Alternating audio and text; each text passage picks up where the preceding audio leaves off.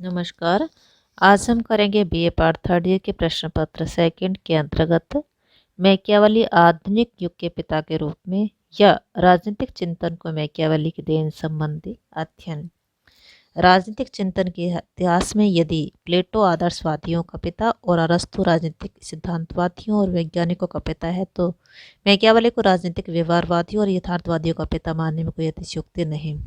Machiavelli वह राजनीतिक वैज्ञानिक है जिसने मध्ययुग की मान्यताओं, दैवीय कानून, चर्च और पोप की शक्ति, सामंतवाद आदि को अस्वीकार करके उनका खंडन किया। उसने मध्ययुग की मान्यताओं को सिद्धांत और व्यवहारतः गलत माना। उसने ऐतिहासिक और अनुभूति मूलक पद्धति का अनुसरण किया। उसने राज्य को सभी मानवीय और सामाजिक संस्थाओं में श्रेष्ठ और सर्वोच्च माना तथा शक्ति की राजनीति को जन्म दिया। मैकियावेली साथियों से संबंधित है, साधनों से नहीं। वह राज्य से संबंधित है, चर्च या ईश्वर से नहीं। वह इहलोक से संबंधित है, परलोक से नहीं। वह व्यक्ति के साथ संबंधों से संबंधित है, व्यक्ति की ईश्वर के साथ संबंधों से नहीं। वह राष्ट्रीय शक्ति से संबंधित है, ईश्वरीय शक्ति से नहीं।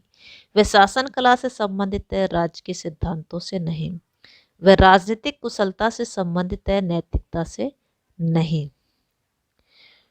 वह अपने सिद्धांतों की पुष्टि के लिए धार्मिक दृष्टांतों का नहीं, ऐतिहासिक उदाहरणों का सहारा लेता है। मैकियावेली ने सामान्य परंपराओं, सामान्य भाषा, सामान्य धर्म और सामान्य विधि जैसी शक्तियों का विवेचन किया है जो आधुनिक राष्ट्रीयता और राष्ट्रवाद के मूल तत्व हैं। मैकियावेली वह प्रथम लेखक है जिसने राजनीति को नैतिकता और धर्म से पूर्ण पृथक किया और धर्मनिरपेक्ष विचारों को जन्म दिया जो आधुनिक युग की विशेषता है। मैकियावेली ने मध्ययुग की दैवी कानूनों, प्राकृतिक कानूनों और सामंतवाद को अस्वीकार कर राज्य की सकारात्मक कानूनों को जन्म दिया जो आधुनिक युग की विशेषता है। मैकियावेली ने राज्य की श्रेष्ठता, शक्ति की राजनीति और वैज्ञानिक पद्धति अध्ययन पर बल दिया। गार्नर का मत है कि राज्य शब्द का प्रयोग सर्वप्रथम मैकियावेली ने किया। बोंदा को आधुनिक युग के पिता की संज्ञा इसलिए नहीं दी जाती कि संप्रभुता को आधुनिक शब्दों में परिभाषित करने के बाद वह उसे दैवीय कानूनों, संवैधानिक कानूनों और संपत्ति के आहरणीय अधिकारों की मर्यादाओं से मुक्त नहीं कर सका। अतः मैकियावेली को आधुनिक युग का पिता कहना अधिक उपयुक्त है। प्रोफेसर डैनिंग के शब्दों में यह कहना सही है कि मैकियावेली मध्य युग का अंत करता है और आधुनिक युग का आरंभ करता है। मैकियावेली को आधुनिक यथार्थवादी विचार और आधुनिक युग का पिता मानने के लिए कुछ प्रमुख तत्व हैं, जिनमें फर्स्ट है ऐतिहासिक एवं अनुभूति मूलक पद्धति। मैकियावेली वह राजनीतिक वैज्ञानिक है जिसने प्लेटो तथा अन्य मध्ययुग दार्शनिकों की निगमनात्मक पद्धति को त्याग कर अरस्तु का अनुसरण करते हुए ऐतिहासिक, व्यवहारिक, विश्लेषणात्मक और तुलनात्मक पद्धति का अनुसरण किया। उसकी पद्धति पर्यवेक्षण, विवेक, अनुभव और इतिहास पर आधारित है। उसने ऐतिहासिक पद्धति को सही उपागम माना और इस बात पर बल दिया कि भूत के अनुभव के आधार पर ही वर्तमान और भविष्य की समस्याओं का समाधान किया जा सकता है। आधुनिक राजनीतिक लेखकों ने मैकियावेली की इस पद्धति का अनुसरण किया। दूसरी देन है उसकी यथार्थवादी उपागम। मैकियावेली का उपागम यथार्थवादी और व्यवहारवादी है। उसका उपागम प्लेटो की भांति आदर्शवादी और अरस्तु की भांति राजनीतिक सिद्धांतवादी नहीं। मैकियावेली इस बात से संबंधित नहीं कि मानव क्या कहता है और उसे कैसा होना चाहिए। वह इस बात से संबंधित है कि वह क्या है और वह क्या करता है। यही कारण है कि उसने मानव प्रकृति को उसी प्रकार अभिव्यक्त किया जैसा उसने 16वीं शताब्दी में इटली में देखा। मैकियावेली ने मानव स्वभाव के निष्कृष्ट रूप को देखा था। उसके लिए मानव बुरा, स्वार्थी, छली, कपटी, धूर्त, भीरु, लोभी और पाखंडी है। यद्यपि मैकियावेली की राजनीतिक चिंतन का यह पहलू निराशावाद और मानव द्वेषी है, परंतु 16वीं शताब्दी में इटली में मानव का स्वभाव यही था। तीसरा बिंदु है शक्ति राजनीति का प्रवक्ता। निश्चय की भांति मैकियावेली के चिंतन का केंद्रीय विषय शक्ति, उसकी प्राप्ति, उसका स्थायित्व और विकास है।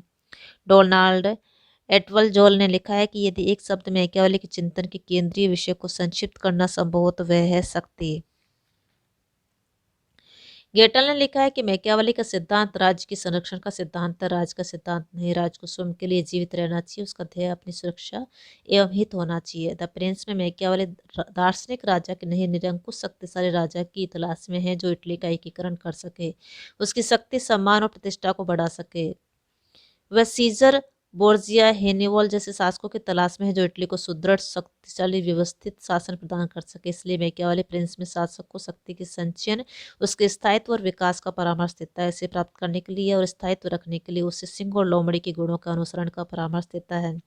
शक्ति को बनाए रखने के लिए मैकियावेली शासक को दया, विश्वास, सच्चाई, मानवता, धर्म का स्वांग रचने के लिए भी कहता है। जहाँ देश की सुरक्षा का प्रश्न है वहाँ नैतिकता, अनैतिकता, अच्छाई, बुराई, न्याय, अन्याय, उचित, अनुचित आदि के कोई विचार नहीं होने चाहिए।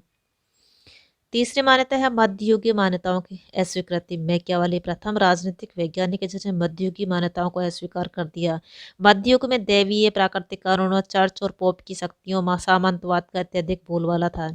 मध्ययुग में राज्य को ईश्वरीय योजना का भाग समझा जाता था, परंतु मैकियावेली ने इन सब धारणाओं को सैद्धांतिक और व्यवहारिक रूप से पथभ्रष्ट करने वाला समझकर ठुकरा दिया। उसके लिए राज्य ईश्वरणीय मानवीय संस्था है। मानव का लक्ष्य परलौकिक नहीं, सुख नहीं, यह लौकिक सुख है। मैकियावेली के लिए राज्य सामाजिक संगठनों में सर्वश्रेष्ठ संगठन है। उसकी शक्ति पर कोई दैवीय नैतिक बाधाएं नहीं है। मैकियावेली ने दैवीय कानूनों के स्थान पर सकारात्मक कानूनों के महत्व दिया। वो पोप के शासन को अधीन मानता था और चर्च को राज्य के उद्देश्यों का एक उपयोगी यंत्र। मैकियावेली सभी सामाजिक, धार्मिक और नैतिक संस्थाओं को राज्य के अधीन मानता है। मैकियावेली के धर्मनिरपेक्ष विचार आधुनिक राजनीतिक सिद्धांत की मुख्य विशेषता है। नेक्स्ट है राजनीति का नैतिकता और धर्म से पृथक्करण। मैकियावेली ने राजनीति को नैतिकता और धर्म से पृथक किया। इसी कारण वह राजनीतिक चिंतन के इतिहास में स्थायी स्थान ग्रहण किए हुए हैं और उसे आधुनिक युग का पिता कहा जाता है। मैकियावेली की सबसे बड़ी सेवा यह है कि उसने ये मानने से इनकार कर दिया है कि मानव का कोई परलौकिक उद्देश्य है। यद्यपि इस संबंध विच्छेद में इस अनैतिक सिद्धांत को मान्यता प्राप्त हुई कि साध्य साधनों का औचित्य है, परंतु इस पृथक्करण ने राजनीति शास्त्र की अमूल्य सेवाएं की हैं। इस पृथक्करण के कारण वर्तमान समय में राजनीति के वैज्ञानिक अध्ययन पर बल दिया जाता है और उसे दार्शनिक या काल्पनिक अध्ययन पर नहीं। राज के सिद्धांतों और उद्देश्यों का मानव प्रकृति के वैज्ञानिक और तार्किक अध्ययन पर आधारित किया जाता है, धर्म या आध्यात्मिक या दैवीय विचारों पर नहीं। नेक्स्ट है धर्मनिरपेक्ष विचारों का प्रवक्ता। आधुनिक समय में मैकियावेली पहला विचारक है जिसने राज्य के धर्मनिरपेक्ष स्वरूप पर बल दिए। वह धर्म को निजी क्षेत्र का विषय मानता है, सार्वजनिक क्षेत्र का नहीं। वह धर्म को राज्य के उद्देश्यों की प्राप्ति में बाधक नहीं बनने देना चाहता। इस पर भी मैकियावेली धर्म विरोधी या अधर्मी नहीं। वह नैतिकता से घृणा नहीं करता, न ही नैतिकता में विश्वास करता है। वह राज्य के निर्माण के लिए शक्ति को आवश्यक मानते हुए भी मैकियावेली उसके स्थायित्व के लिए धर्म की प्रेरणा को स्वीकार करता है। नेक्स्ट है प्राकृतिक शक्तियों के अध्ययन एवं नियंत्रण पर बल। आधुनिक समय में मैकियावेली पहला विचारक जिसने राज्य को एक प्राकृतिक वस्तु मानने की परंपरा को शुरू किया। इस परंपरा को बोधा, हॉब्स, लॉक, बेंथम आदि लेखकों ने जारी रखा। जोन्स का मत है कि मैकियावेली का यह विश्वास है कि राज्य का उद्भव प्राकृतिक शक्तियों से होता है और उन्हीं के कारण वह विद्यमान है, और यदि शासक और राज्य को जीवन की घोर प्रतिद्वंदिता से बचना है तो उन्हें उनको समझना चाहिए और उसका प्रयोग करना चाहिए। उसे मार्क्स का पूर्वगामी बनाता है। यद्यपि मैकियावेली मार्क्स की भांति आर्थिक शक्तियों की गति और विकास से सामाजिक, राजनीतिक और बौद्धिक परिवर्तनों को नहीं समझ सका, फिर भी उसने इस विचार का, जो राज्य को दैवीय व्यवस्था का भाग मानता है, परित्याग किया और जिसे बाद में मार्क्स ने भी अस्वीकार किया। नेक्स्ट है संप्रभुता के विचार का पूर्वगामी। संप्रभुता आधुनिक युग के राष्ट्रीय राज्य की सबसे महत्वपूर्ण विशेषता है। यह सत्य है कि मैकियावेली ने संप्रभुता और उसमें अनुरूप क्षेत्रीय राष्ट्रीय राज्य के विचार को स्पष्ट रूप से परिभाषित नहीं किया, परंतु यह विचार उसके इस कथन से स्पष्ट होता है कि राज्य में एक शक्तिशाली केंद्रीय सत्ता होनी चाहिए और जो सभी नागरिकों और समुदायों में सर्वोच्च हो। मैकियावेली ने धनतंत्रात्मक संगठन के मध्ययुगीय विचार को पूर्णतः अस्वीकार कर दिया। मैकियावेली के इन विचारों ने ही संप्रभुता के मार्ग को प्रशस्त किया। नेक्स्ट है राष्ट्रीयता के विचार का पूर्वगामी। यह सत्य है कि मैकियावेली ने राष्ट्रीयता शब्द का प्रयोग नहीं किया और राष्ट्रीयता की विचारधारा का विकास 18वीं शताब्दी में हुआ। फिर भी इस विचारधारा के बीच मैकियावेली के इस कथन में विद्यमान थे कि राज्य को अपनी सीमाओं का विस्तार निर्जातीय समजातीयता की सीमाओं तक करना चाहिए।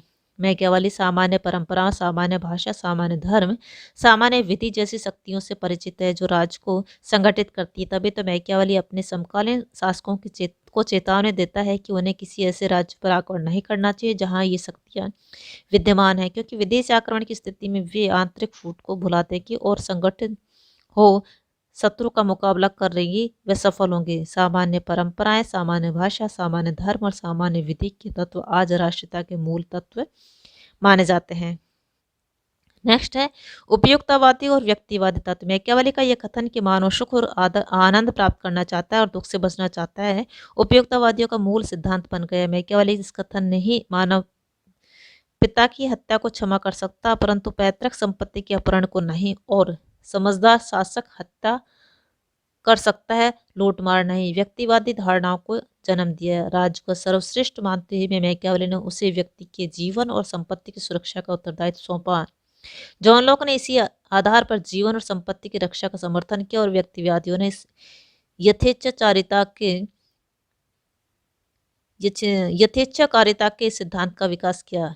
इस प्रकार संक्षेप में कहा जा सकता है कि मैकियावेली ने जिस सिद्धांतों और नीतियों का समर्थन किया उन्हें आज के शासक राजनीतिक या राजनयिक भले ही ऊपर से अस्वीकार करें, परंतु राजनीति, राजनयिक संबंधों, युद्ध और अंतर्राष्ट्रीय सम्मेलनों में इन्हीं का प्रयोग किया जाता है। यही मैकियावेली की आधुनिकता है और इसी के कारण वह आधुनिक युग का पिता है। थैंक्स, आज के लिए इतना ही।